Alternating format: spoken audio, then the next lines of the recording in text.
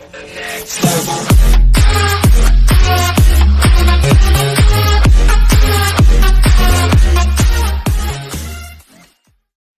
the one big lesson for Donald Trump in the Senate's shutdown vote. CNNPolitics.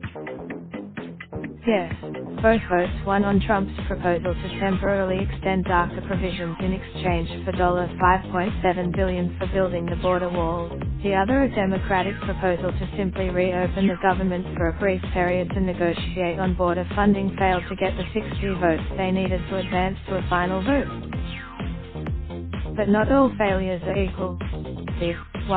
Which is the key point. Only one Democrat, 6 senators openly defied the Republican President of the United States despite the fact, and this is important, they knew that the Democratic bill was going to get 60 votes. There was never any It was just a number of Republican senators who chose to publicly oppose Trump either. It was who they were. Collins and Gardner are both up for re-election in 2020, and are major targets for Democrats. That they voted for the votes for the Democratic plan by Alexander and Romney send a different but still very important signal. Both are pillars of. It's no accident that after both bills failed, McConnell asked to meet with Senate Minority Leader Chuck Schumer, New York. Of course McConnell. Now the question is whether Trump was listening or even cared. The initial leader.